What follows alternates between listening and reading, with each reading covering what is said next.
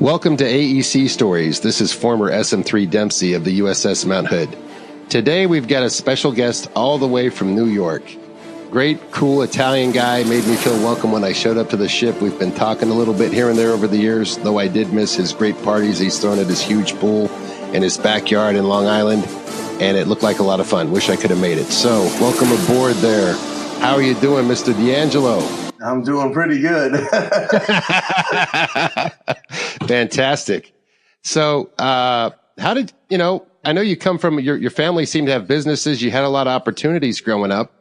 Did you, what made you choose the Navy? Was there other family members that joined, or how did that happen? Oh, yeah. My grandfather was in the Navy. He fought in, I believe it was maybe the Korean War. Okay. I think, because he always hated, certain generations, go after, and he was always adamant about them. So he was him. I had my uncles on my mother's side that were in, and also I was one of the first D'Angelos of the family. That's the last name, and just to join the military. I mean, my uncle and my father both got married, had kids, and they didn't get pulled in the draft. It was just something that it was. I wasn't doing good going before the military. Also, I was still in it. Mischief? Yeah, not mischief. I got a job, I got an apartment, lost my job, lost my apartment. Right. I had to do something, and the military seemed to be. And plus, I was a punk-ass kid that needed. Weren't we all? Yeah, and and then there was a kid before me that went, and he was such a sissy boy, and he made it through boot camp, and I said, if he could do it, I could do it. So that's what I did. That's pretty nice. So, I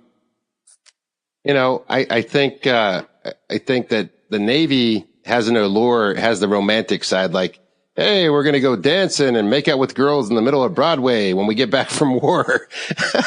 I don't know if were you ever bouncing between the Army, Marines, or anything else? Was the Navy just the first choice? The Navy was the choice because it was the choice on my mother's side of the family. All her sisters and uncles talked about it and about, the travel, and you go around the world and you see things that nobody in this country even would fathom on even imagining what we've seen.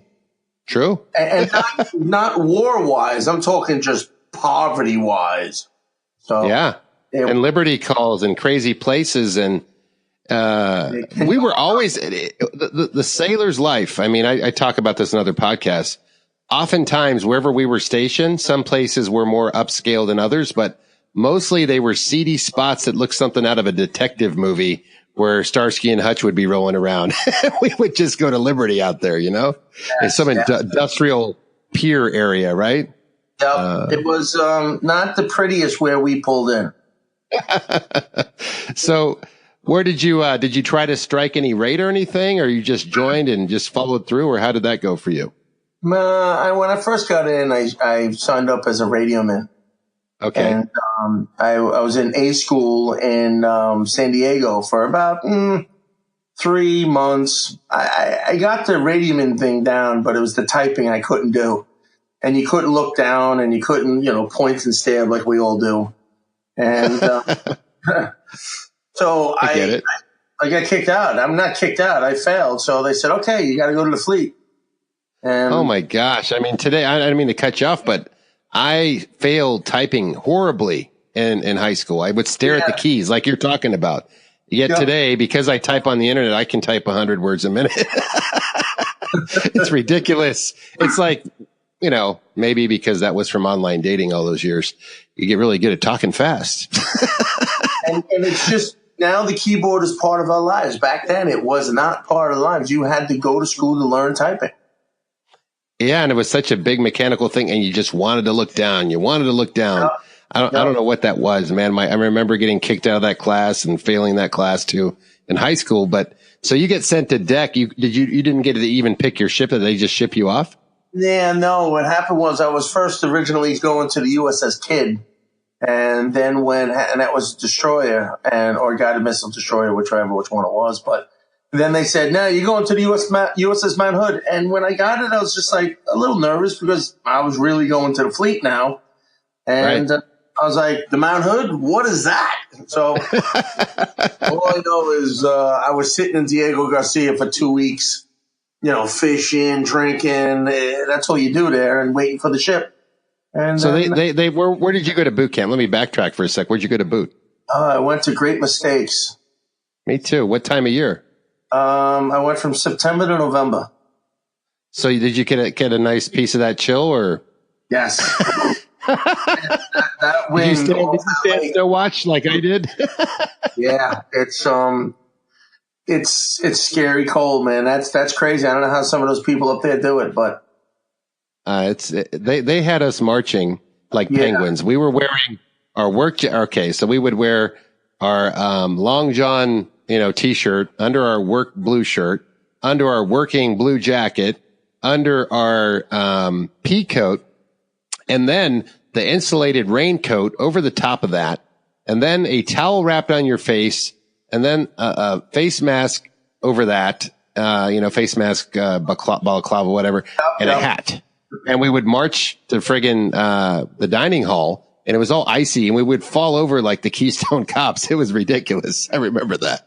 Yeah, like a bunch of toy soldiers. What did you think about boot camp? Was that kind of shocking experience, or was it what you expected? Yeah, without a doubt. I mean, I'll tell you, the recruiting officers, it's hate when you get there and they say, whatever your recruiter told you, they lied. And you're like, what? Right. And, they cut your hair off. They give you glasses if you need them. You walk around naked for 3 days while they clothe you. It was a little odd. And then after that process is done, you go to sleep. You think, okay, good, I'm going to get a good 10 hours. No, they throw garbage pails down the thing and you're waking up in an hour and a half doing it all over. I was like, what? So it was a little, and that's what boot camp is all about. It's there to get you into military strength, ready to go and live the way the military is, because it's not like anything else. Yeah, they want to harden you up, and it's still, I don't feel that it even prepared you for the next level when you got there. No, just dealt with the salutes and, the rope tying and all that stuff. And I understood all that stuff, cutting the hair. They want the short haircut. I still have that haircut to this day. There you go. Yeah, I don't wear my hair long either. I didn't feel the need for a ponytail when I get out. I had long hair in high school because I liked heavy metal, and I don't know what I liked. I just thought, hey, girls will like you if you have long hair. Now I don't care. But back then, yeah. But still, I found boot camp to be cold. It wasn't more physically challenging than I thought. I think the sleep deprivation and the yelling and the constantly being told what to do, right? Yo. Especially when the company commander knows your last name. That's the worst thing to do. You got to be like under the radar. You don't want that. And once they know your name, every time they walk to that room to wake you up, the first thing, D'Angelo, get over here. And they didn't brush teeth for a week. They've been drinking coffee for a month, and they probably had White Castle for dinner the night before. So, and they're yelling at you. And you're nose to nose with these guys, and they're just, the breath is just ferocious, and you can't laugh, because if you do, you're going to be doing 100, 200 push-ups, and nobody wants to do that. No, that was so true. And you probably get singled out because you're a pretty tall guy, so they see you. You're not being able to hide behind another guy's shadow very well. No. I'm sure that got you singled out. Like, look, there's that big blonde Italian kid over there. Let's get him. It wasn't bad. I stayed low-keyed. I really didn't get in too much trouble. There was people that got blanket parties and a whole nother animal. Yeah, like if you get stuck doing extra PT because somebody was a jerk or made you fail inspection and he get visited by his shipmates, huh? Well, what you see in the movie Full Metal Jacket, when he is to the top bed and they strap you down and everyone hits you with a towel with a soap in it, that's 100% true. That's exactly what a blanket party is, and that's exactly what I've seen. And wow. It deserved it, and you know what? That's it woke up his eyes ever since that happened. He he was on track right away. He had his full attention right away. So, what year did you come in? What year was it that you joined? 1986, September something in 86. That's when I went camping, and I got out September of something in 1990.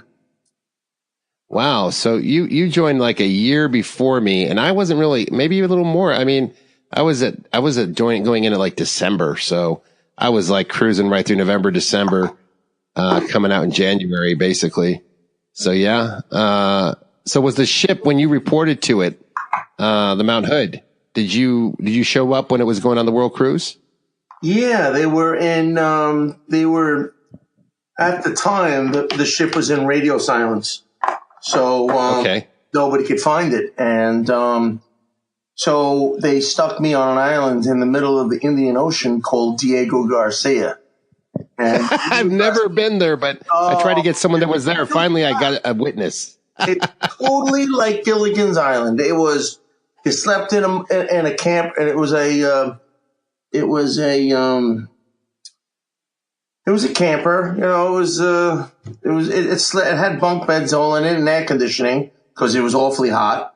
And I went and got my fishing license. I put a case of beer in the boat, and sometimes I'd sleep in the water because it was a cove. It was a coral reef, so there's no sharks in there.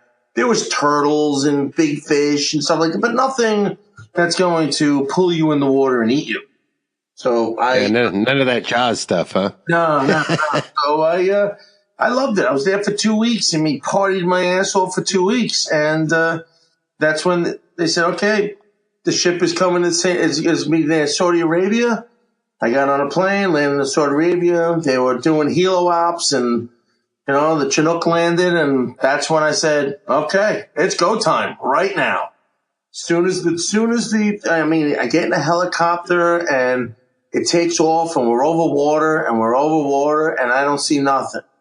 And all the way in the distance was this little dot. And the dot came bigger and bigger and bigger. And when that thing landed and I got out, and there's Boatswain Johnson just pointed right at me, you, right over there. And boom, I knew it was go time. And it was go time for the time that I got off. And it was pretty good. It wasn't that bad. I mean, there were some bad times, but a lot of good times overweighed the bad times. But when it was bad, it sucked. Boatswain Johnson is a key character in all the podcasts because he's like the ultimate sea daddy, principal, disciplinarian, mega manager. And, he came out to the reunion saying, I hope nobody has any really crazy hard feelings. And I know some guys do, but I know that most of them realize I needed that kick in the ass. And it pays dividends later in their life if they measure it correctly. When we're younger, we're procrastinating. We're, do it when I feel like it. Yeah. When someone's kicking you in the ass, you get a lot more done, don't you? You know what I mean? So, okay. Go ahead. No, go ahead. You go. Finish. So, I don't know. I mean, I didn't work for him, so I don't know the experience, but I know some guys are like, you say the name, they jump. Now that I'm much older and more adult and all that stuff, I would have hated to have his job. His job was to take care of 100 to 200 20-year-olds. And that's crazy. If I was him, and he probably was, I'd be drinking my face off. And that's why when we went out to places and you saw him, you look at him and say, he's freaking pissed drunk. But you know what? He's probably like, I am up to here with you assholes, and I'm going to just pound them down. And he was hard on me. I think he wanted me to do better than what I was. I was a kid. I mean, I was on the boat, and I probably fucked up so many times and he was just always there in my face, just waiting for me to do something. But, that was his job too. He had to do that in the military, and I don't take that from him because maybe back then I did. I was like, yeah, you're a freaking dick, but he had to do his job. just like all of us do now, and that's unfortunate. Well, you run you run a successful business. You know what it takes. Yes. And if stuff doesn't get done and it doesn't get done right, how frustrated do you get? You know how it is. Yeah. Oh, no doubt. And I in the past, I owned a business, and I had good old Chief Hill. And you know what? Chief did some great things for me, whether I want to admit it or not. You know what I mean? I mean, I always wanted to escape him and go do something bad. I think when you live in such close quarters from people, and you're the bottom of the barrel, and it's always going to keep rolling downhill, and you're like, what's it going to be tomorrow? Bend over, here it comes again, right? There was another senior chief, Height, Chief Hill. There was a whole bunch of them. There was some chiefs that were some nasty drunks, but just think of they've been doing it for 20 years. Senior chief, what is that? 20 years, 8 years. Right. That's a long time to deal with that stuff. No wonder why you don't realize it then. You're looking at him like, look at this old man. He's drinking his face off. He's ruining his life. But probably the stress and the pressure, you don't think of that at all, especially when you're 20 years old. There's no stress. It's just anguish, maybe. That's it. No, you're like trying to build your own personality in a place where that's no go. No. The only way you're going to get a reputation is by doing a good job or a bad job. There's two reputations you can pick from, So did you get in a lot of trouble? I mean, I know I did. I had 3 captain's mass. I don't have any shame. One captain's mass, but I had a lot of chiefs. What was that thing called? Chiefs mass, I guess, or Chiefs review. I don't know what you call it. I never had one. Saw the chiefs, and the chiefs were all kind of together because the chief that I hung out with was I forgot. It was even the chief of me, Chief McCulley. Chief McCulley looked out after me, and I know he did, and he protected me. And I used to come back stumbling, bumbling, and I would come up with some crazy story just to get out of it. I mean, some outlandish, crazy, off the wall. You would never believe it in a million years. I came up with the story. They said, hey, if you come up with that story and you're truly believing that happened, then we believe you. So some were great. Then in the Philippines, when I just didn't show up the next day, he says, listen, you got to go see the captain now. We can't protect you. We protected you like freaking a million times. And he was right. And a lot of it was because I was drinking too heavily. Weren't we all, though? I mean, I high-five you on that one. I remember being blotto at, I don't even know what we were saying to each other at the laundromat in Concord. That's, you gotta bring that up? Yeah, that was one of our hot spots when you didn't have a car. You're right, it definitely was. Right? I mean, you get the ship's van because you couldn't walk on the base in Concord. And you had to wait for the duty van, or you had to have a buddy who had a car. And he probably didn't have any money to spend on anything, so you're going to have to pay for his food or something, because a car payment was huge on our tiny little checks. And, some guys had them, some guys didn't. People had cars. I remember a few did. I did towards the end. Towards the last 2 years of me being in, I had a car. You saved up. I saved up. I had the civilian girls that we were hanging out with at the time. I got really close to one of the parents, and they said, we'll sell you the car. It was a 76 old Cutlass white with T-tops. And I remember and it was primo car because I sold it to DC2 Ned. I gave it to him. Big old Ned? I had it for a while after I was done with it.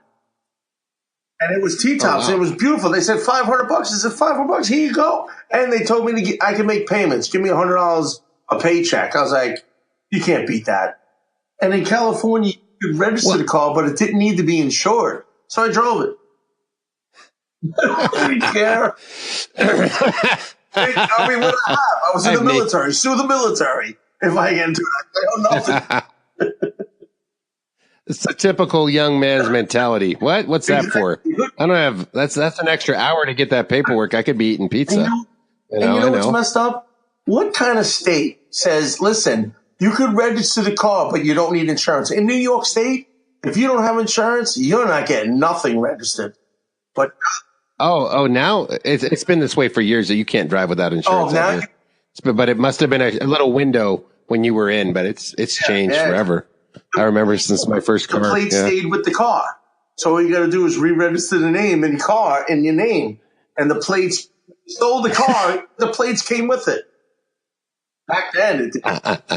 But that was an angle. I didn't think about that angle. That's some New York hustle coming out of you. Right now I'm horrible. Now all the loopholes that the system has, I'm You're a navigator. Yeah, you say that. I'm definitely a navigator of that. So what was, to take people back to the story a little bit, what was the adjustment? You see Boatswain Johnson, and then do you remember that day or the next week or so? How was that hitting you? What was going on? You want when my first feet hit the flight deck and I had to go in there with my helmet? Hit the flight deck and... Well, the first thing I did was went in the bathroom and wiped my ass because I think I shit myself. I was a 20-year-old scared kid. I was like, oh my God. But, a lot of people were great right out of the gate. And one of my first friends that I have ever met on the Mount Hood was Timothy Reardon. I see Timmy all the time.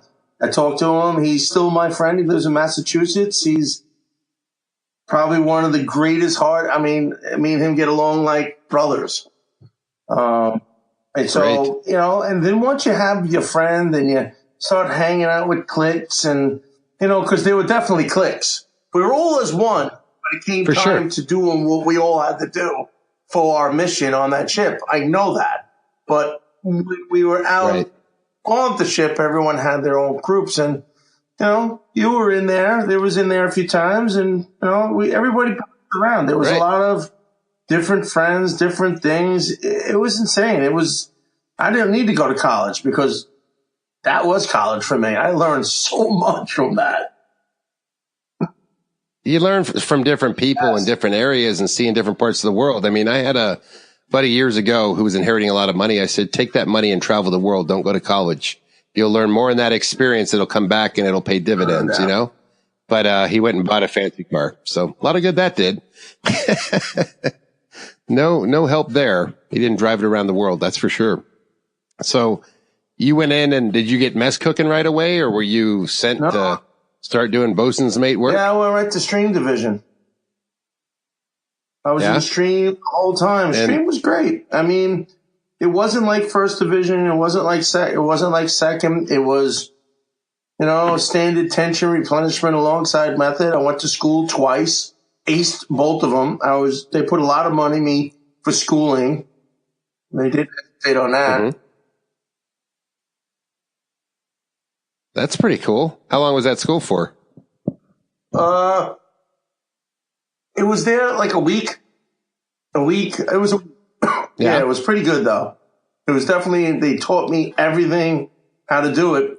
And then I was one of the controllers. I'll never forget. I got on the ship, we were out to sea, and I don't know, I started watching what we were doing and I lost sight of the controller, and I was letting out all kinds of cable. And all I can remember is bosun just yelling at me, get out of the booth. Get out of the... I mean, he was ripping me apart. I mean, after I walked out of there, I was begging for some ass because I had none. Because... So I was just, I did a lot of that. And then then that was it. But stream was nice. I enjoyed it. Just didn't want to be in part of the deck. So you made a lifelong friend there in Reardon. Any other guys that you've been tight with and kept in touch with from there? Yeah.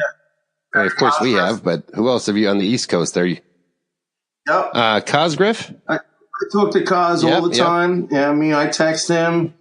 He's good. Chris Mattson. I haven't talked face to face for a while, but we got each other's numbers. Were they both gunners mates? Yeah, I hung out. Well, Mattson was an electrician's mate, and Cosgrove was a gunner's mate. So was Reardon. Hildebrandt, we went a little south, but it's You know, No, you know what? Hillebrand and you know, I hung out with him all weekend.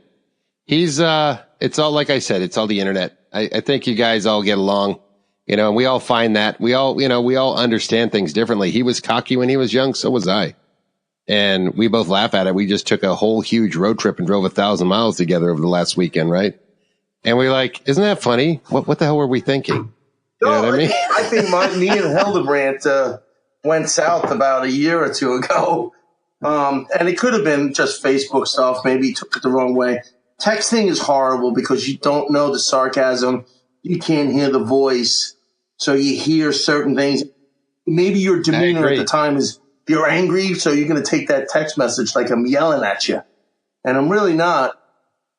Oh. It just was horrible. Right. But he is and always will be a good friend, no matter what happens. Whether he thinks I'm mad at him or not, which I'm not. You know, if I could fly. No, I think Mark's pretty good about, like, you know, once he hears this, he'll recalibrate everything because he's a good dude. And we all just need to understand our misunderstandings. I mean, I friggin' broke up with girlfriends, or girls broke up with me over texts because they couldn't hear what the words I was saying. Well, that's what you meant. And I'm like, no. Yeah. Oh my God. I'm like, I'm not texting anybody if I get something important to say from now on. You know what I mean? You can't understand the tone of the voice. That's why texting should be small talk. That's it. Hey, how you doing? Meet me here. Okay, great. Bye. That's it. Yeah. Yeah. Extra large pizza. Thank you. Get milk on the way home. It's not meant to be, let's have a long list of conversation and not hear your voice. But, exactly. So you had a big reunion for the boys a couple of years ago. How many guys you have show up to that over at your house? We had about 8 or 10. Wow, it was a good turnout. I'll tell you who they were. It was Scott Gardner. He was there like when I first got there, but he was great. Scott Gardner, Mark Charlton, Brian Barnes, Keith Levesque, Tim Reardon, Matson, and Cosgriff. I think I might be missing somebody, but I can't think of it right now. But it was a good turnout. I saw Cosgriff the year before, and I met him out in Montauk in 2007, and I came on his I think brother-in-law's boat or something, and we were talking, and he says, "Aaron, you should throw a party." I said, "Listen, I just bought this monster house. It's got 2 acres of land. I want to do the backyard." So I said, "Listen, I'll dump $300,000 into the backyard. I'll make it totally crazy, and we'll throw the biggest bash in 2008, August." And he goes, "If you do it, I'll be there." So I did it. It was beautiful. You built the pool according to spec to house that many sailors accordingly. You know, like, I don't want them bumping into each other. I'm going to make this pool really big. You got a beautiful place. I mean, you get out of the military and, you went in the family business of insurance, right? You know what? When I first got out, my father, he saw my demeanor. He saw how I was acting. It was a little bit better than when I went in. And, he took me and taught me. I got fired a lot within 10 years because, I'm coming out of the military at 25. I'm still stuck to the bottle. I'm nursing on that, granddad's, cough medicine still. And I just kept doing it till I was like 30 years old. And I just, I got fired a couple of times, and rightfully so. I probably deserved it. And I got my job back, but a year later, he made me go work somewhere else, see how hard it was. And he taught me right. He definitely did. And then eventually, 97, he retired. So he took over for Boatswain, then he handed you the reins after you could run the whole business ship by yourself. Well, he kind of lost his license, my dad. He did something not right and got caught doing it. And the state took his license away. And the day I got my license, the day he lost his license. So I said, "Dad, either I'm going to just take it over, unwillingly, or we're going to come up with a deal where we can make it peacefully And at first he was like, no, you're not doing it to me. You can't do this. And you know what are you going to do? I have a license. You don't. And it got a little nasty between family. An Italian family taking over a family business is suicide. My grandfather threatened to come drive up with a gun and kill me. And it was crazy. It was out of control. I mean, it was a total family, almost to the death. Yeah. But any family knows what that's like when it gets really, really hectic. And it did. But it all calmed down. My father came to his senses. We made an agreement. I paid him some money for the business, and now we've been the best friends ever since. And my dad is my best friend. That's great, man. That's great, man. You're lucky to see that. Yeah, no doubt. Not a lot of people. I know a lot of people can. I mean, I haven't talked to my dad in 30 years. Forget that. I have to. Yeah. So I don't know. I think that going into a good business, coming out the other side, reflecting on the goods and the bads, are you pretty glad that you had that Navy experience? The Navy experience is probably the reason why my business is successful, to tell you the truth. All that background, everything. I've taken everything from the military, and it goes into my business as well. Had you ever thought about going back in the 10 years where you're out, the failures before you get into your own good stride with that business? I'm going to tell you the truth. No. I never thought. Me either.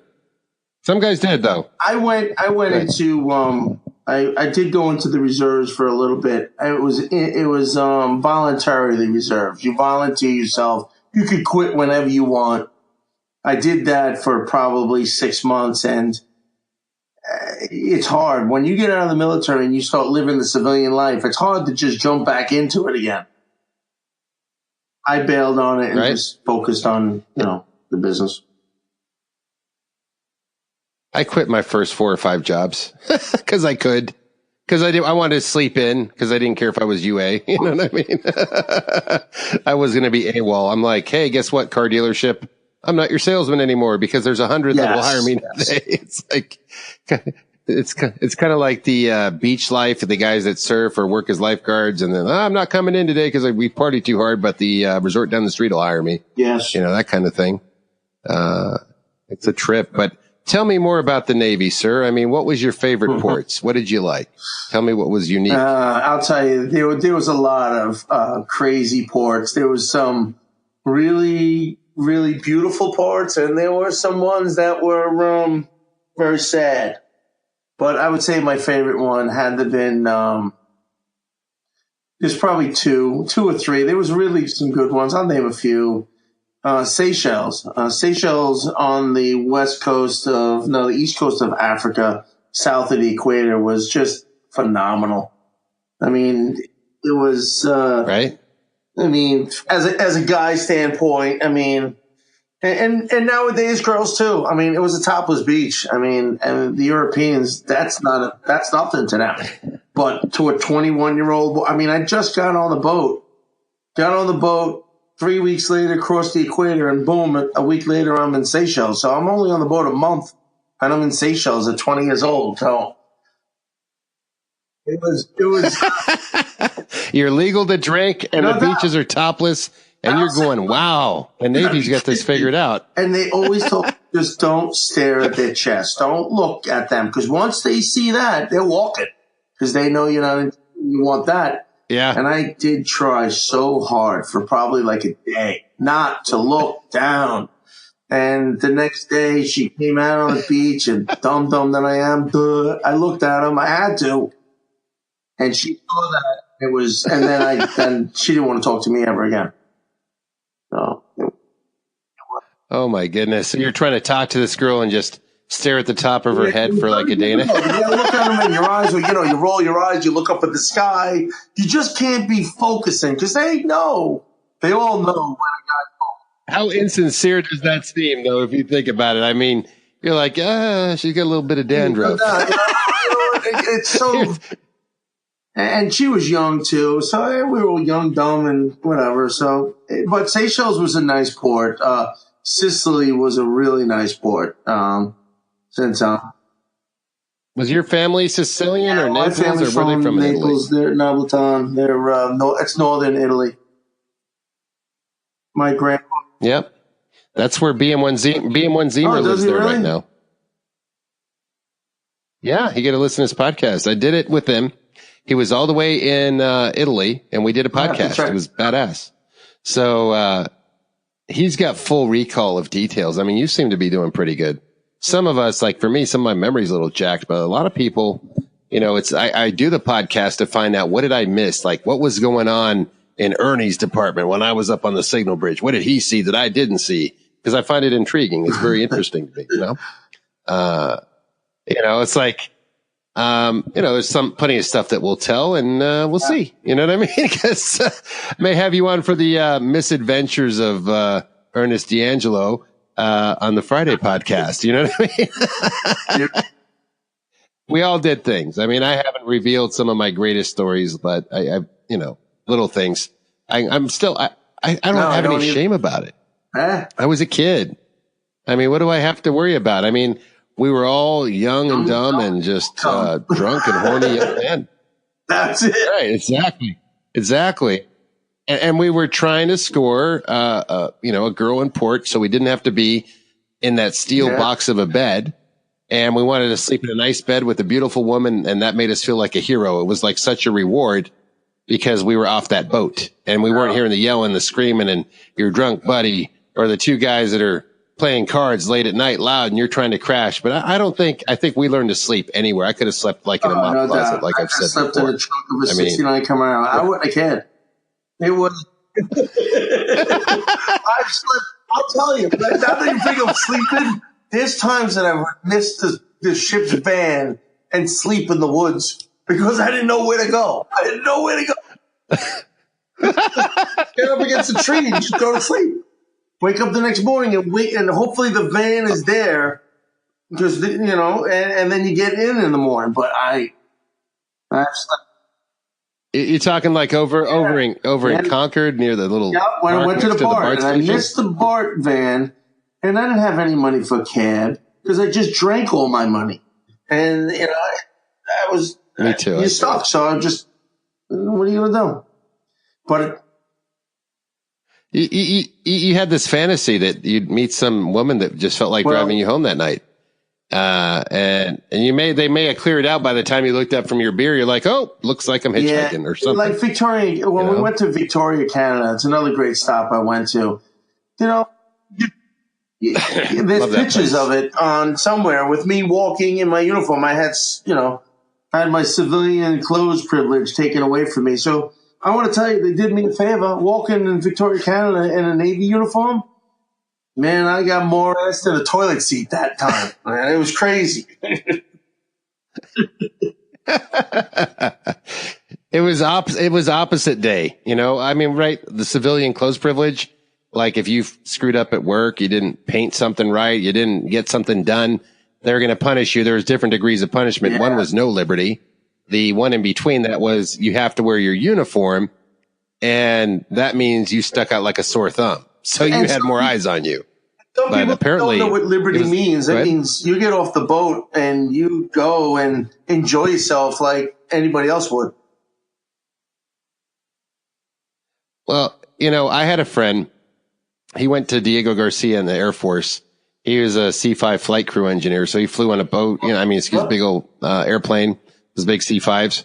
And, he gets to know the officers, and soon they're Bob and Bill and Mike. There's fraternization because they're all a crew together. They don't have this thing like we did in the Navy, which was so structured. Like you do not address your officer or your bosun or your chief any different than what they are.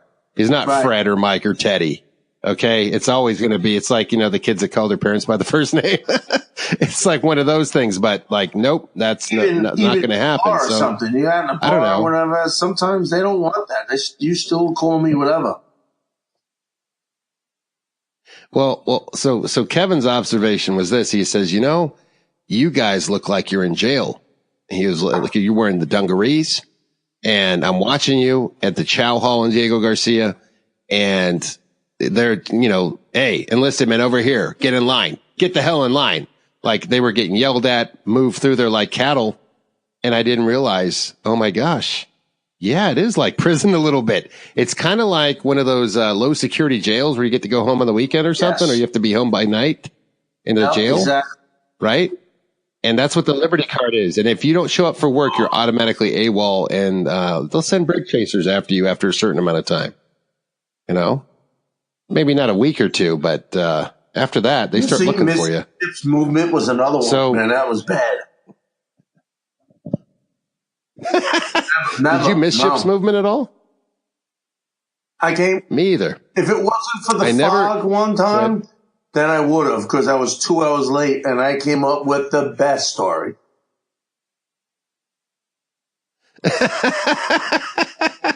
Something about a falcon attacking you that a snake escaped from the zoo, and you had to rescue a baby, something like that. Good, right? Very good like that, yeah. Well, that's what we need you for with the New York hustle, you know? But so Victoria was a cool place. The woman did love sailors up there. There's no lie about that, man. I mean, we were all walking tall, like suddenly we're good looking guys. We go to San Francisco and it's like, yeah, it's hit or miss. Most guys aren't winning a date tonight, you know?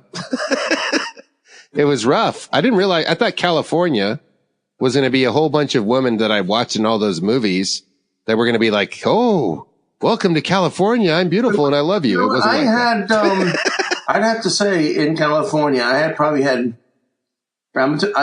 was pretty easy. And girls were very friendly. I always had something going. You did. I mean, you integrated well and better than some guys. But I'm saying overall, what I saw percentage-wise, like some guys just stayed on the ship hoping that maybe we'll hit PI one day.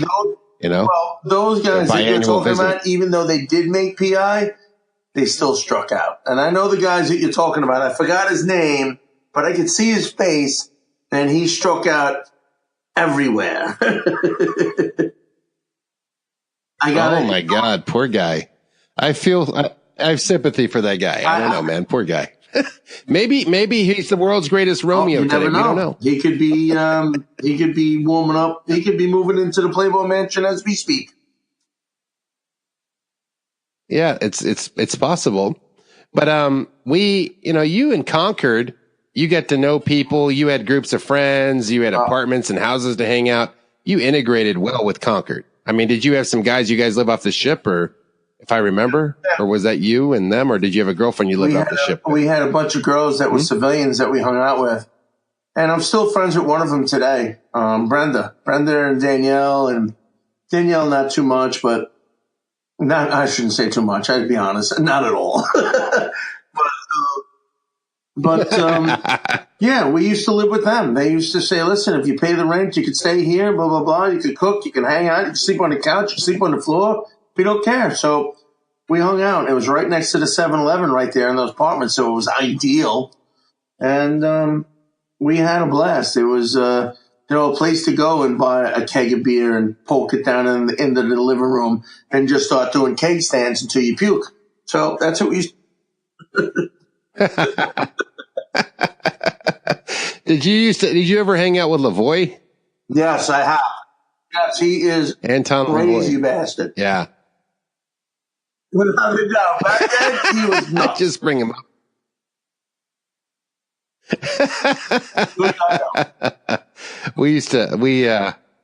That guy was, I don't know, I'd go out drinking with him. He would be doing the RoboCop or something, some cool new dance move. Spin in the wind with his, he was like 6'4", 6'5", like you, tall guy. And, on the dance floor, he was just clearing so much space like a helicopter. He probably could have decapitated some of those women. But, no, I don't know if I brought this up the other podcast or I was bringing it up the other day, but this was a guy I'd be out with and we're like, yeah, we're going to meet some girls. And I would be hazed. I was a guy that drank so hard. Everything was getting blurry by the end of the night. And ironically, by the time I turned 22, I quit drinking for 18 years. So it's kind of a funny story, And now I can have a couple drinks. It doesn't bug me, but I don't crave it, I think I drank in the Navy just to get rid of the stress, I'm living in a little tiny steel box I don't have my own place. I don't have my own space. I don't have my own identity, and I don't have any money. Damn it. You know what I mean? And I'm in California, and I can't ride all the rides. I'm at Disney, and all I can ride is the fucking teacup ride. That's what it felt like. Yes. Huh? Oh, what was it? Go ahead.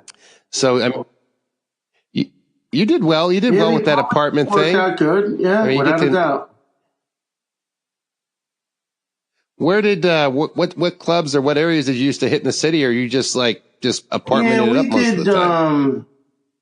You know, some of the group, they rented a cabin up in the woods. I tried to get off, but there was too many people going. I couldn't go. They rented a cabin for a week, and everyone partied their ass off there. All we did was drink. I went to clubs in Concord, but I couldn't remember the name of them.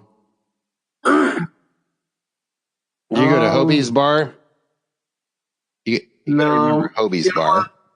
I'd have to say, when I got off the ship, when I was on the ship, I was focused, but most of the time when I was off the ship, it was a blur. I was annihilated most of the time. I mean, it was, I was plastered. Yeah. I mean, all you would remember is going somewhere, but you never remembered going home. But you got home. I always got home. Yeah. Yeah. It was like the Men in Black had rolled down with that memory eraser thing on us. That's what it felt like. I could go on with stories from Hong Kong and all. I mean, but what was some of the craziest fun you get into, kind of trouble in a foreign port that you can recall? Trouble? Yeah, why not? Did you ever get any, talk to the wrong woman and get chased by some gang of pimps or anything? The only trouble I did get into was the time I was in Sicily, and a bunch of us rented mopeds, and they were Vespas, and we were cruising all over town. I mean, we were going everywhere. It was fun. And then somebody found the trail up that goes up a mountain or something, and there was rocks and everything, and we all started going in there. So they took off in front of me. They were leading, and I'm going down this rock. I don't know if it was a dried out water basin or something, but there were rocks, dusty, and I'm coming full speed. And as the dust clears, they're off their peds and they're waving at me to stop. And I didn't stop. And I tried hitting the brakes, and the thing just slid. And I dumped it, and it slid off, and it went off this embankment. Like, it looked like it was like rocks, and then it was concrete that went down about 10 feet. Then it was more. Like a rock quarry. It just shot off into up in 100 pieces, and I was like, oh no. So, and you don't have a credit card. You have no money. You have maybe $30 in your pocket, and hopefully that will last a long time. So I brought it back, and I ended up giving I put 150. I think I had $150. I put 150 in my sock, put like $30 in my pocket, and I just said, "Listen, this is all I got." And I had a Timex watch or something, so I gave him $30 in the watch for the damage, and we walked out of there. So, but that was probably the most trouble I've ever been in, that I can't think of. And as we go on, I'll see if I can jar some memory, but I don't think so. I didn't get in that much trouble outside of, other than that. That's not too bad, Ern. So you went on 2 Westpacks, and you got off the ship after we did PI. What were you there for, like 3 weeks or 2 months? I don't remember how long we were there from the rudder broke in dry dock. 3 months, yes. 3 months. I was saving PI for the last, because it's one of, I think everybody had some kind of crazy off the chart story of PI. It was probably one of the best, even though we were stuck there for 3 months. I mean, when I got out of deck and went into engineering, it was one day. It was one for every 4 days. You only had to work one day. Of deck, it was like every other day. So you only got one out there, and you were back on the ship. Okay. With the engineering, it was, you could leave the ship for 3 days and don't come back. And then I was like, you know what? I loved it. 'Cause I was drinking. I went to this one place that's called Leaders, Lita, Lita. Oh yeah, I used to go there, It was Mama a Lita's. rum Yeah, I and know the Coke place. for like 50 Yeah. cents or something. And I remember The one upstairs. We used to hang there. That's where it's all come back. You and Perk and Sonny. I remember waking up at the bar the next morning and the girls came out and they go, "Oh, we give you a bath." I'm like, "What?"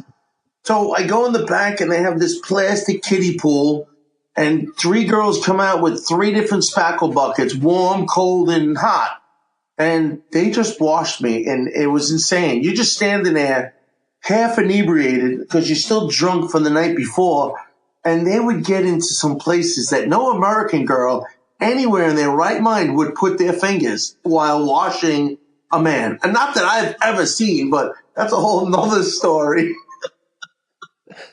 But I got washed head to toe, and it was probably the best experience I've ever had. 3 girls. I mean, they're Filipinos. They were pretty, we did call them LBFMs for reasons, but, it was awesome. It was probably one of the best experiences I've ever had. I mean, it was nothing sexual about it. It was just a pure wash from head to toe. And it was very good. So. Well, you could go to the barber shop and have beer and food served to you and other things that I'm not going into, but and the best restaurant in town was Michael Jordan's or Magic Johnson's, one of those 2 basketball players that had the best food. But unless you get into eating the local cuisine, and I'm not talking about the balut, but I'm talking more like the chicken and rice and Maggie. It was called monkey meat. Monkey meat.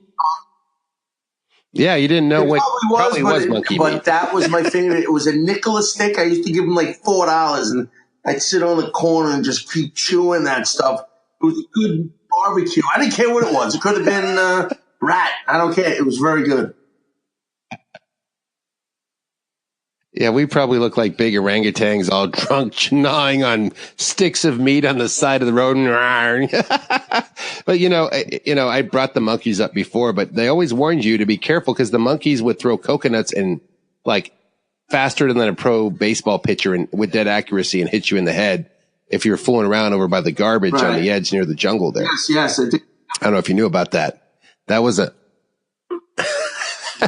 never happened to me, but I was like, geez.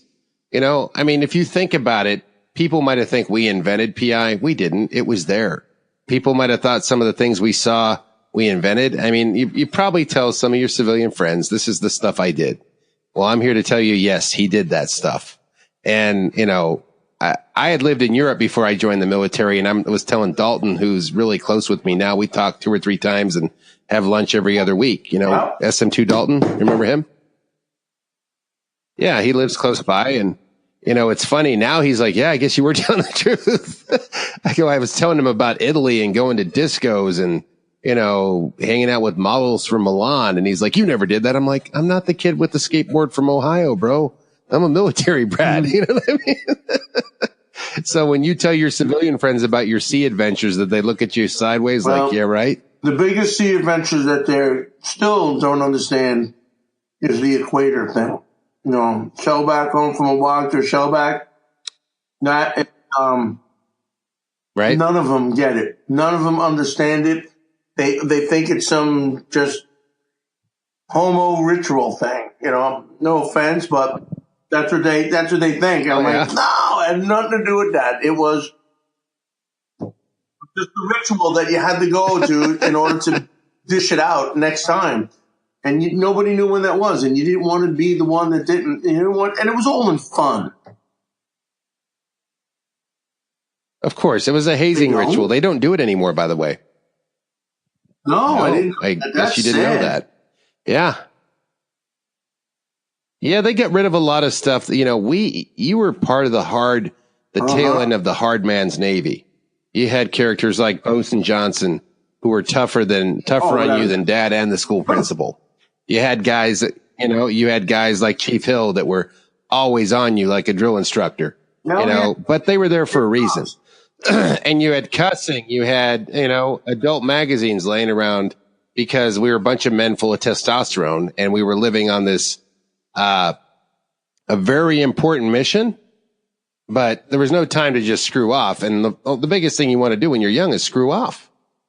But the Mount Hood was a working ship. I mean, that was a ship, like Zemer pointed out. He says, as a boatswain's mate, I never get to do more work in my trade than any other ship on like the Mount Hood, because that ship was unrepping all the other ships. If you're on a cruiser, we give you missiles, that's it. You're not going to go unrep 10 more ships like the Mount Hood will before it hits port, right? So that's the thing to keep in perspective. And I think that's why we won a lot of battles, a lot of that stuff, gold, red, whatever, all the ranks. I mean, my first captain was Captain Bruckner, and he was a no shit captain. He wasn't like Captain Coward. Captain Coward was totally chill, but we still got that boat cleaned, and the inspections were insane, and it was always a good working ship. I mean, yeah, stuff happened and it broke down. That's going to be with any.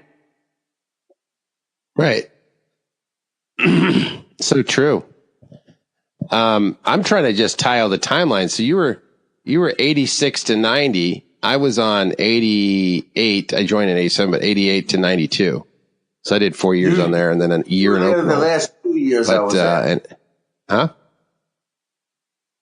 Yeah. I mean, I was there for a good part of your time, and I'd see you and you'd see me, but you'd get to know a guy on a ship, and then, hey, there's good old D'Angelo. He's getting in his car and his Cutlass, and he's going off to Ladytown, and I'm going to the mall, and then all you would get is some scuttlebutt on the mess decks. What'd you guys do last night?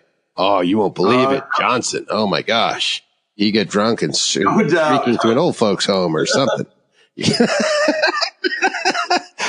I think we made Animal House look junior level, people did, and there was definitely some crazy drunk ass times. Crazy. Well, that's because the work was equal to the partying. I mean, the work was intense. It was hard. Yeah. It was no bullshit. It was lethal. It was no fucking around, right? I mean, that's what you guys had, a serious friggin' job. It took you a while to maybe psychologically grasp it. And then you started looking at it around for a second. You go, this is some serious stuff. No wonder these guys are so intense. No wonder my boss is on me. There's no time to play here. Oh, I get it. Probably about a year or so after you've been on this ship like a year and been just partying, thought that was your job. That wasn't your job. Oh my God. So, I don't know. Did you like the World Cruise better than the second Westpac, or you like this? Well, the second Westpac. Anytime the ship left port. I mean, I've been into boats probably since I was 13 years old. My father had a boat. Then I went into that, and I still had boats. I had yachts and all kinds of stuff. And I'll tell you, what? I saw the pictures. The pictures. Your boat was a beauty. It was a 45-foot Silverton. It was a 39 motor yacht. It was 45 length overall. It was basically a 2-bedroom condo on the water, and we could bring it to any port and enjoy it. And that's what we did. We've had some crazy parties. I've had like 25 people on the boat at once. People doing backflips off the roof, and that's 3 stories high into the water, with people drinking, smoking weed. It was crazy. And the music's pumping, and we're anchored, so nobody could do nothing. We're in like 30, 40 feet of water. We were party animals. 25 people, and nobody bumping into each other at all. Yeah. Yeah. That sounds like a great time. So you love the ocean. You live near the ocean. I used to love it when the new recruits used to come on board and they would say, "Oh, we're going out to sea. What do you recommend?" And I'd be like, "Well, what I do is I have a really good breakfast in the morning. Eggs, bacon, sausage. That's what I eat. You got to get the food in you. And of course these, people from Oklahoma, little kid, don't know nothing. He goes and eats a big breakfast. And the onion patch, as soon as we get past the Golden Gate Bridge, there's all those currents there, and it gets a little rough. And some of those guys, and when you were sick in the military, it wasn't like being home with mommy and daddy. Mom's sick, all right, go in bed and go to sleep. And in deck, you tied a bag around your belt loop, you puked in it, and you continued to work. I don't care if you're sick or not. Too bad. Tough up. If not, go home and cry or go suck on mommy's nipple, because this is the military, bro. So it was definitely man up time for sure.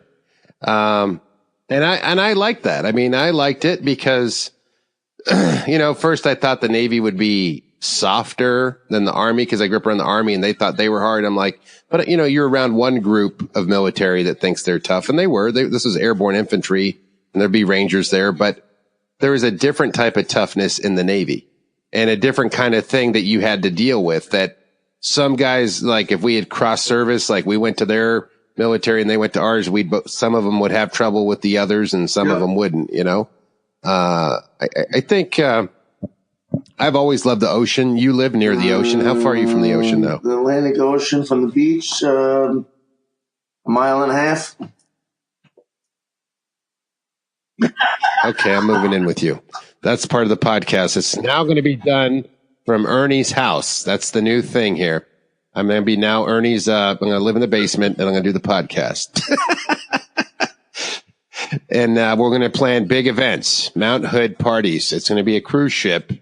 It's kind of like when you hang out with rock stars, but it's all the Mount Hood crew, and they will be your party hosts. Every year I throw a party. And last August, I just threw a monster party. It was like 160 people.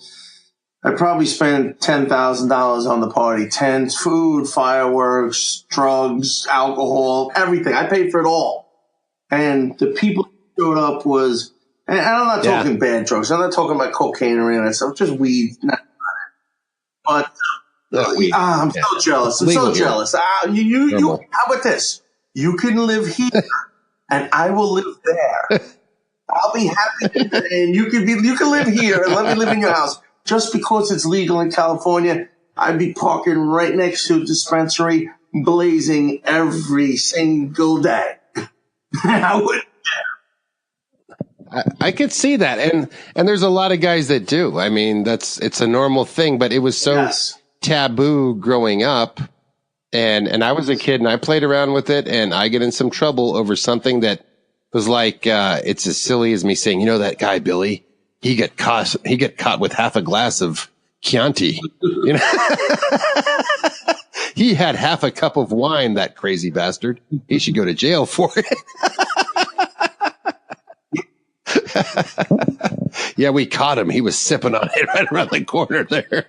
Now, he wasn't really hammered. He was drinking that wine though, like a prince.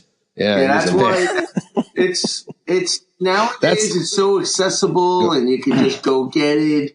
They can mail it to you. You can go. It doesn't matter. You can walk in dispensaries. The government is probably realizing that it is helping a lot of people because, I mean, people that have cancer and stuff, it's sad about that. And my aunt had leukemia a couple of years ago. And when she had it, they fed her THC because it gives you your taste buds back. It makes you want to eat. Because the problem why most people just don't make it, because chemo, you got to eat. You got to eat food. If you don't eat food, your body's not going to be able to keep up with what's going to be hitting with. So I think the most thing, so they feed you THC, gives you the munchies, and you go for it.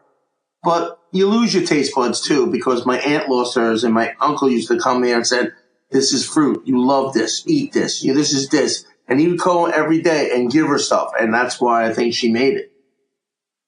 But weed is awesome. Weed helps a lot of people. Weed helps.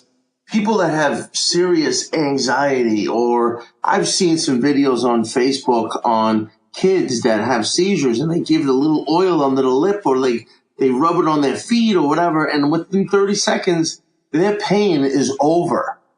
And when are they going to open their eyes and realize it's United States? Probably, I'd hate to say this, but maybe weed could say, this is what I said. Now that we got on, can we talk about the weed thing? I'm not a square. I live in California. What's going to happen is, weed was a seed that God put on this planet. It's not something that was fabricated in a factory or anything. a seed. Nobody does nothing to it. You plop in the ground, you grow it, you cut it, you smoke it. It's not like coke or meth or all like heroin, all the drugs, the opiates. It's none of that stuff. So watch it save the world, because it's going to save a lot of problems, anxieties, all that stuff. And plus, it's a cash cow for this country. A cash cow. Well, the only thing I think, I've done it before. I do think that it's good for all the medicinal side. I do think it's superior to having an alcoholic dad versus a dad that smokes weed. You're not going to get smacked around. Right. He's not going to act on some crazy impulse. Yep. I do think that's an advantage. I do think that people can do too much of it and be greened out and, drive poorly. Or also, I don't think it would be ideal to have on watch on a ship. And that's what makes it kind of tight. Like in the military, I don't know, keep the military strict as shit. But if you're a civilian, you should be able to enjoy it. That's what I think. Because I think that, go ahead. You don't want to be in a foxhole out in the middle of Afghanistan, stoned out of your mind with your guys. I might want to. I'd be like, wait a minute. You might want to be. Let me smoke a little before I have to shoot and kill somebody. Wait a minute. Let me go back on my couch and eat some things and relax before I decide shooting that dude. Yeah. I honestly, if I was the bad guy, I would sneak up with you with a box of cookies and a net. Malamar. Okay. Make sure they're Malamar. Have that.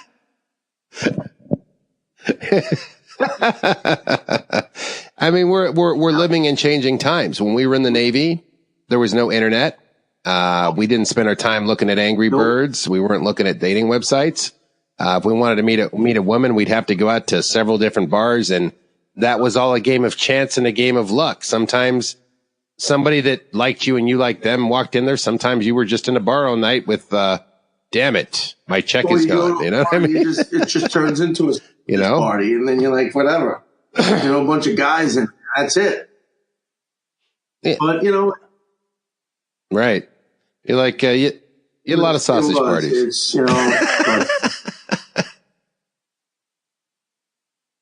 It was, but now, I mean, when you hang out with your friend, when you hang out with Reardon, doesn't he stop time for you when you hang out with your best of buds from that time? Because I know I didn't hang out with the Navy for 20 years, and then I started looking my buddies up again. And then I saw Sip and Patrick, and they were going through this whole last 30 years hanging out together. And I go, man, that must have been great. Because all the tough times I've faced, it would have been nice to have a shipmate around. Because you could get someone who knows you from your core, maybe give you some insight on what you're doing and what might help you out. You know what I mean? Is a special friend. It's great when I hang out with him. We just sit back and start talking. I mean, both our kids, his kid and my daughter, are playing ice hockey, and they're really good kids, and they're really good at the sport. He's into tournaments. My daughter just played a tournament this past weekend. By the way, her team won the championship, and boy, was it a barn burner, but it was, and we're both into that. So we do have a lot to talk about, a lot in common. We'll talk about the Navy, or we'll talk about, life. And by the way, Timmy Ridden, about a couple of years ago, I mean, not that it was a whole bunch of money, but he won the lottery. He won, I think it was a $1.3 million lottery, and it was structured into payments, and still nothing to quit your job, because after taxes, it's not a lot of money, but, he lives a very comfortable life, and to me, he's awesome. He'll probably... He didn't give up his day job, and he didn't start wearing 20 Rolexes, right? He was smart about it. He got a pool. They didn't drive him around in the nicest cars. Timmy, maybe his wife did, but Tim didn't give a crap what he wore. I mean, it could have been 4 wheels and a motor, and he wouldn't have cared. He would have drove it. But he's into, with his hockey, and we both are. We talk about, he's a Bruins fan, and I'm a New York Islander fan, and we do talk to each other, texting when the games are on each other. And, we do like we do. We just abuse each other. Your team sucks. Somebody, we admire his players and my players, do all in good, clean fun. I do anything for Timmy. That's awesome. So after the military, I mean, he didn't look back at it. It was a quick 4 years, but does it seem like it was longer than it actually was to you? Yeah, 4 years was, what did they say? It was 4 years. It was like a prison sentence, you know? Oh no, that's what they say about marriage. Sorry. That's a whole other story. That's the prison. Marriage is definitely a prison sentence. Let me ask you this: when you think about it, when with those chiefs and all those people would tell you, one day, one day you're going to be missing some of it. Did that ever come true to you? There are days I look back and I reminisce. There'd be days I'd be sitting on my back deck smoking on a fat joint, and I would just start thinking about the military. Some of the times that when I used to be on the flight deck and the nets were down, and I would put my headphones on and you lay down in the net, and underneath you the boat is moving at night, but listening to your music whatever you were into at your time, and just those are the times that you would just always sit on the gun deck and just look at the stars or the sun setting or some incredible stuff that you would see. That's the stuff I really, really missed. And, it's just all the good stuff, all the good times. Yeah, everybody has the bad times and you don't, but those are the times that I don't miss any of the bad times. I miss all the soothing, relaxing, like I was on a cruise ship type of day. And that wasn't too many days, but when you didn't have to work and you didn't have to, you could just relax in the berthing and watch TV, smoke cigarettes. I mean, that's, smoke cigarettes. There was no alcohol, and that's all. And all you slept. You just got rested because you knew when it was time. General quarters, whatever practice doing, and all the firefighting drills. I mean, it's not like you just sit on the boat and you wait for war. I mean, we're drilling like crazy. I mean, and you never knew when it was coming. It was whatever the captain just wake up one morning and said, all right, have a fire drill right now. Boom, and you're gone. So it's right. You never knew. Always so go you time. Rested when you could, and you ate when you could, but I did. It was good though. Those are the times. The mess hall. Believe it or not, mess hall was nothing. I had it easy because I was where the short order was when you got your eggs. You don't want eggs in the morning and you wanted an omelet. That's what I was.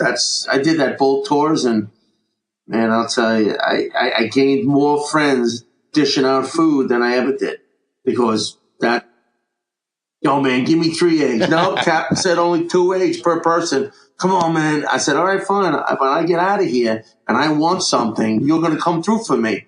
And the ones that didn't come through with me on my second term got nothing. You got 2 eggs. I don't give a shit. Choke on it. But the people that came through, hey, it was great. I like that. It was a little barter within the military kind of thing.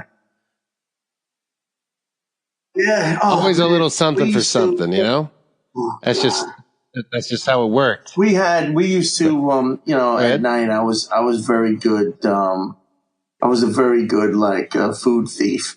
I could break into almost anything. And I don't know if it's a New York trait, if it's just in my blood system, but I remember times that, I get a bunch of guys together and say, dude, man, I can open up the reefer doors. I could take them off the hinges and we could walk in there and we can have anything we want at 2 a.m.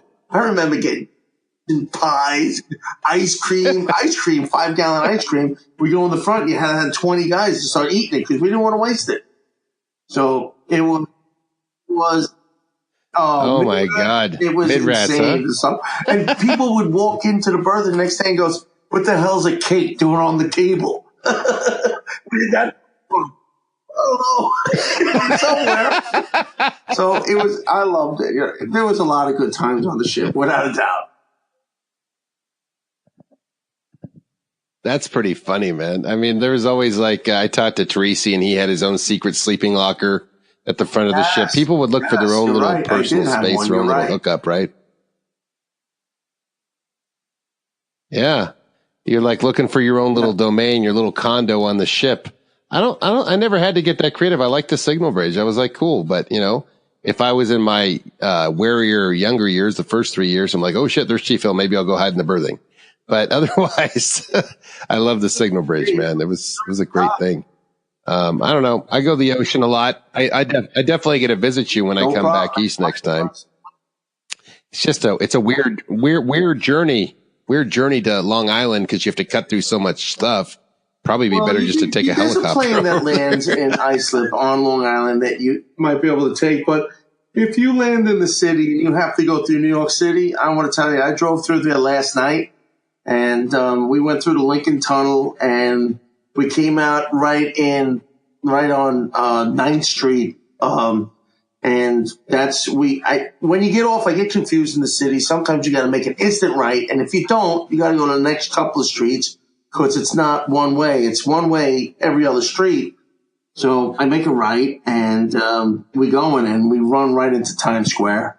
And my daughter's in the back and the lights and the people is just breathtaking at night. At night, the city is really beautiful. I mean, we had a shot of Manhattan statue, with the Empire State Building, the Freedom Tower, all that stuff.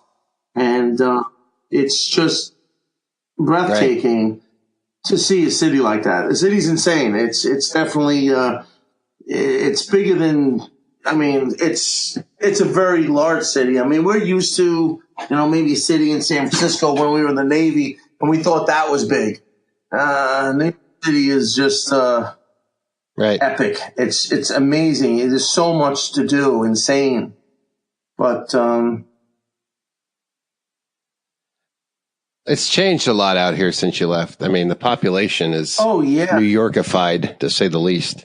It's the tech capital. So it's really that's millions and millions and millions of people are here that weren't here back then. We had a nicer commute. We enjoyed the city. Now there's huge tall buildings built out there that you never knew about before that dwarf the Transamerican. It changes, but New York is New York. I mean, that's where people landed in America. It's a very popular place. A lot of people like it, but you live on Long Island, which is a beautiful area from what I understand too. So you very expensive to live in Long Island. Very expensive too. The taxes, what we pay for electric, it's the water just went up. I couldn't believe the water used to be the cheapest bill that we used to have, and now it's going up. I'm like, what? I mean, if some of the people, let's put it in perspective also. The cost of living is a lot higher than probably most of the country. But the police department. Right.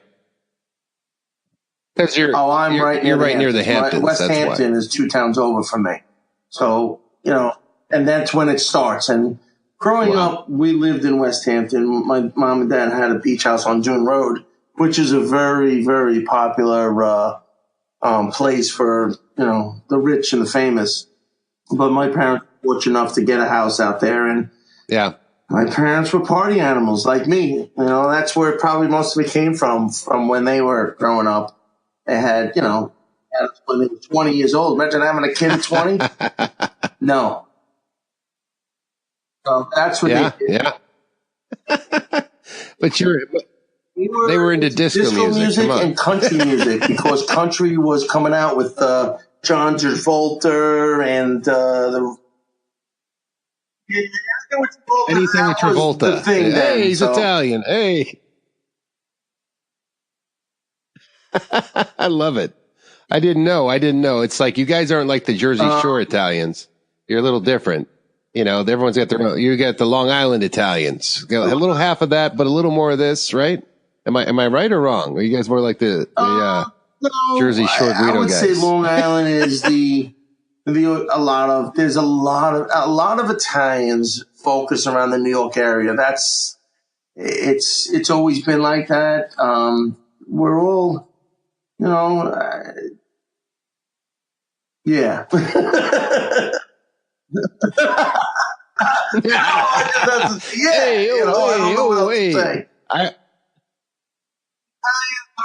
Hey, you just said it right there. That was beautiful how you punctuated. Until you piss them off. And then when you piss them off, that was a good one. You could be crab bait at the bottom of the ocean. Who knows? All I know is that Italians and I have always get along, but then again, I mean, I grew up in Italy, so I understand it on a sub level too. Yep. I understand the culture, not just the words, you know? So yeah, and it's ironic for a German Irish guy, but hey, I speak enough Italian where Italians are like, oh, hey, he's one of us. If you want to be on anyone, he's one of us. But yeah, that's good.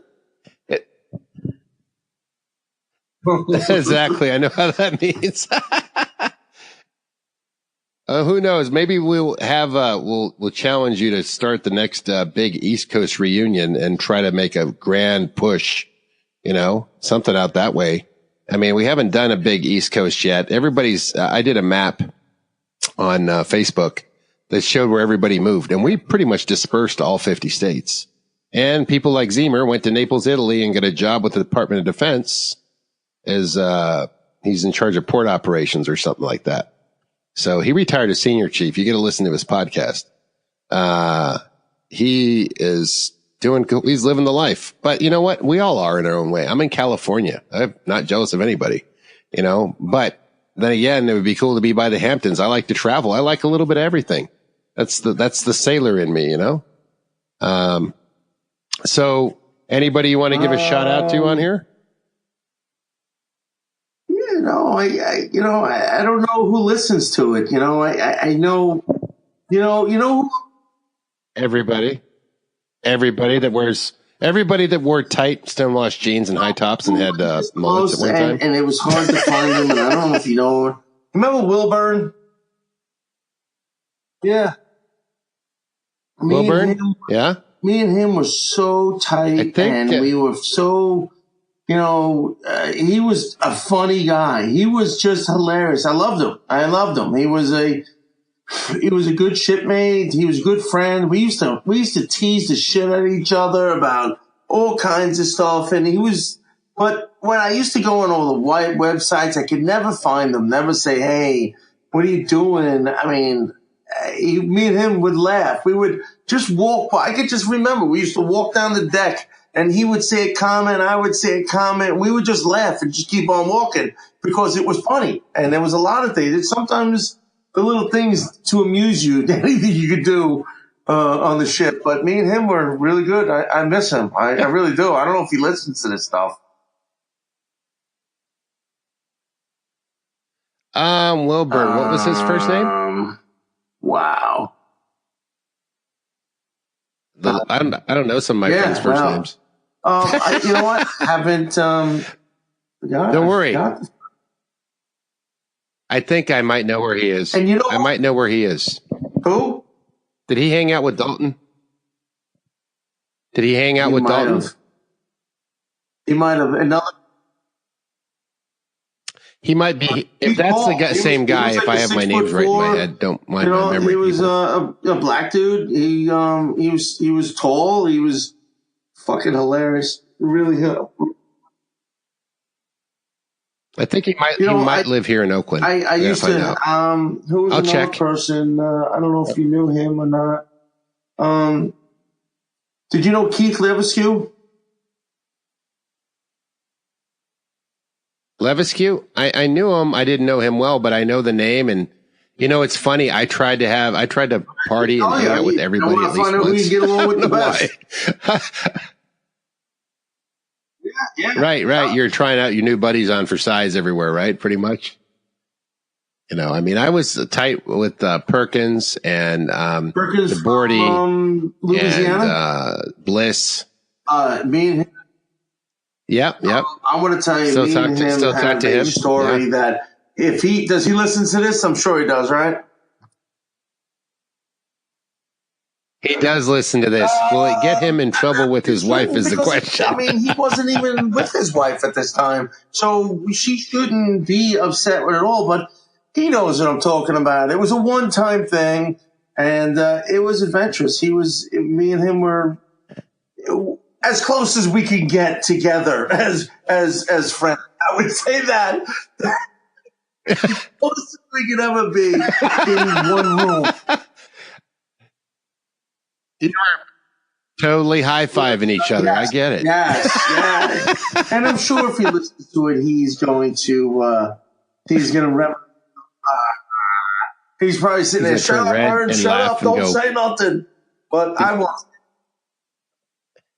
He's going to be like, "God darn, what the hell are you talking about, boy?" He has the southern accent. Well, I'm going to let your episode come out on Friday because it's more colorful than the average. Yes, I was in the Navy and I laced my shoelaces, which I like. This will be for all you people listening. This is a natural conversation, and it doesn't have any script to it, as you know. I'll tell you, it was it's definitely interesting, and it's good. So, I mean, let's just ask one question here. Did you take down some numbers? Did you put some notches on the belt in your Navy time? What do you mean? Notches in my belt? What? For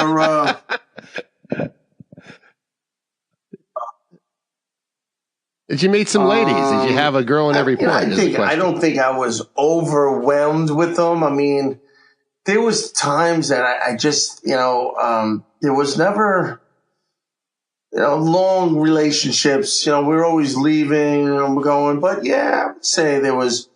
Yeah, you could say I probably had more ass than a toilet seat. That's gonna say it was pretty easy in Concord, very easy. But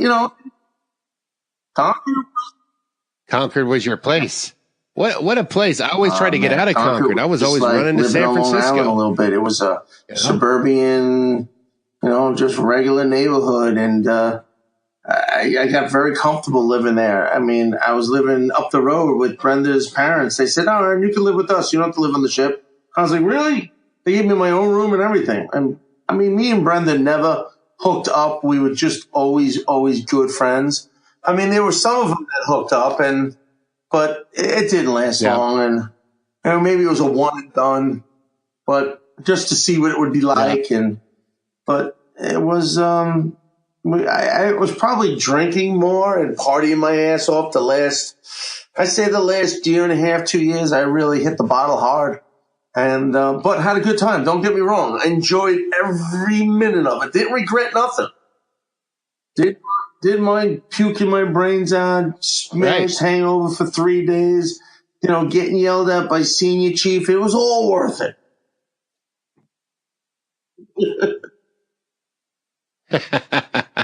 It was, wasn't it? There's nothing to be mad about. Some guys are mad about some things. They need to let it go. We're grown up. Time's moved on. And, that was then, this is now, life is good and you're doing great. And it has been awesome having you on the podcast. So I want more people to check us out on Facebook and subscribe to us on Podbean and, give us a review on iTunes, please. Helps us get more hits. And thank you. Sorry. Give us a review on iTunes.